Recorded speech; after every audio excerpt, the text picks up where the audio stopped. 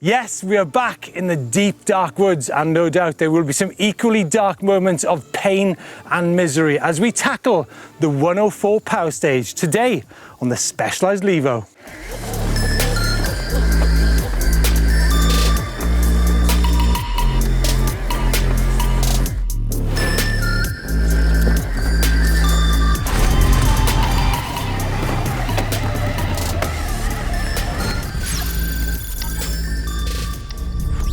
The 104 power stage is an extremely technical climb that really explores the limits of just what is possible on an e-bike. Slick limestone outcrops and steep route sections make it the ultimate test for rider and bike.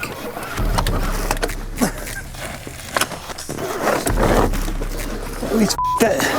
He's f***ed it. Totally f***ed it.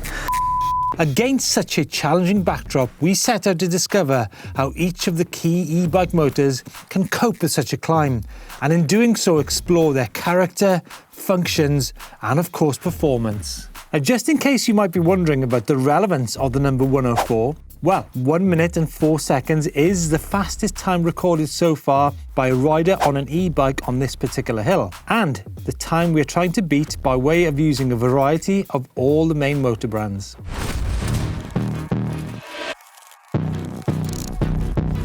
The motor on the Levo is a Specialized 2.1 and delivers a huge 90 Newton meters of torque, which is one of the strongest we've ridden. But the question is, can it deliver performance on such a horrid hill? Now, the motor is in fact manufactured by German brand Brose, who offer brands a package of motor, display, remote and battery, but they also allow third-party components to be integrated into the system. They also allow the software of motors to be modified, and in this area Specialized are very much ahead of the game, with a whole ecosystem of minimalist display, the integrated TC unit, the mission control app, and of course their own tune of the motor. The Specialized motor is also said to be more heat efficient than its predecessor, and also 15% smaller and 11% lighter. And that's from one which changed the world of e-mountain biking back in 2015. It's almost impossible to define the character of the Brose Drive S Mag, as a rider can tune into an infinite range of characteristics. But one thing's for sure, it's a natural and intuitive ride with a ton of grunt. But whereas the Brose motor can be found on many other bikes, Specialized have spent a lot of time developing the motor to deliver power how they believe it works best to create that natural ride feeling.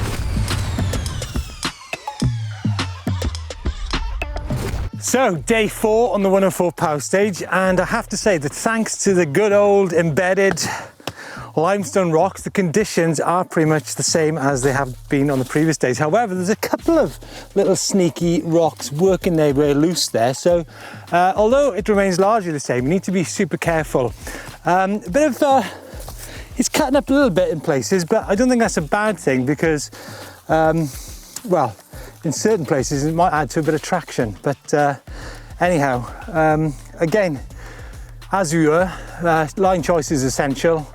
As to is managing your heart rate and your composure, because as you might have seen on previous runs, it starts really tough, goes into an easier section, toughens up again, and then there's that real sting in the tail, which is pretty horrible when your heart rate is in the red zone. And once again, we're approaching the crux, so you can see it's not a straight line. My bike is dodging all those rocks, keeping the momentum. It's not that easy.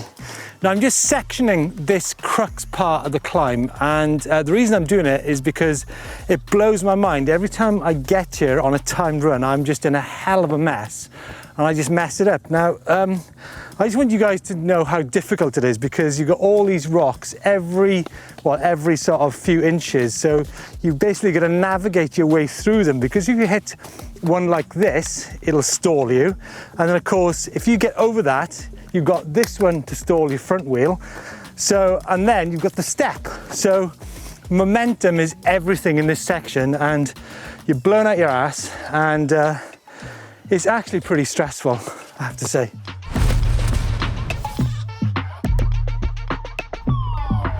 Now, to be able to climb effectively, a motor should be able to engage quickly and smoothly. And most importantly, and in relation to this super tough climb, be able to back off smoothly, but not too severely. This is because gravity and rock and root strikes will bring a rider to a halt pretty sharpish. You know, in that regard, abrupt acceleration and deceleration simply does not work on an e-bike, and which is why motor software is so important. Because after all, that is what allows you to pull away smoothly on an incline without spinning, and also enable you to continue a climb without it coming to a halt instantly when you stop pedaling. Looking at the figures for the Brose, compared to the old Bosch, let's say, I can see that the Brose actually has a steeper rise in its power, but then tails off. They both hit the same peak power pretty much, but it has a sharper rise on the Brose. Once you hit the maximum power limit on the motor, you're putting your effort in to get that maximum power. You put more effort in. It's only your effort that's actually going to speed up the bike. Pull back a bit, you actually can feel it thinking, well, hold on a second, I've pulled off my power, but I haven't lost that much speed. And what you've got to realise, once you've hit that maximum power on the motor, that's all you're going to get from the motor. Everything else is you. Right. So the quicker you get to that point, the easier it is to climb. So there's a strategy involved in and being in tune with the motor, right? Very much so. If you're going for a really long climb and you want to reserve some power, some energy towards the top, you can back off, keep that energy reserved within your body, and when you get to a difficult bit, you've got more energy to put into the climb. And there is actually a difficult part near the summit of the climb. So are you suggesting I go steady away? I reckon you're much better off going steadier to start with, reserve your energy, keep it going. You won't lose that much time compared to if you completely spent and you can't get out that last part.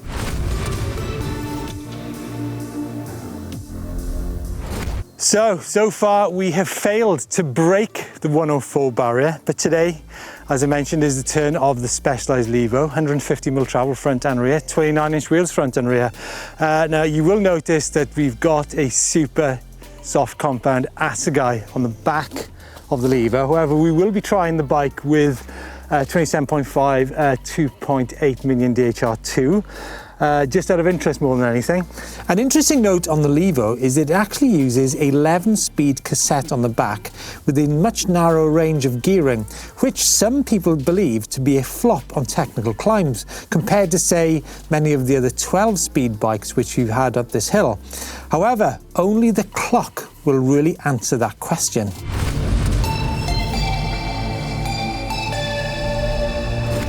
Now, we are many bikes in on the 104 power stage, and I can assure you that each time it does not get easier. However, today we're on the Specialized Levo with 90 Newton meters of torque, so if I just compose myself before yet another big run. Josh, count me in. This ain't gonna be pleasant.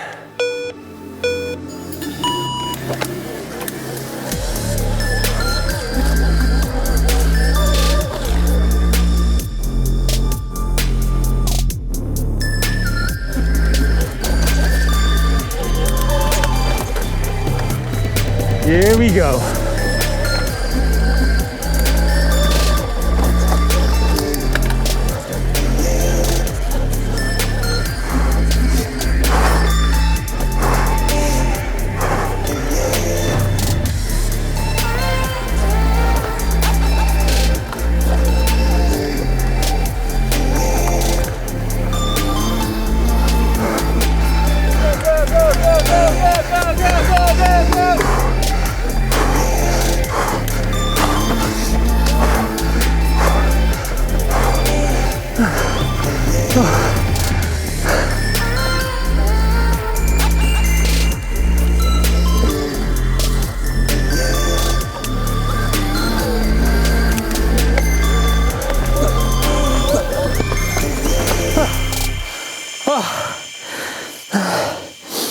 If you have any friends that think that e-mountain biking makes you unfit, send them down here, we'll sort them out for you.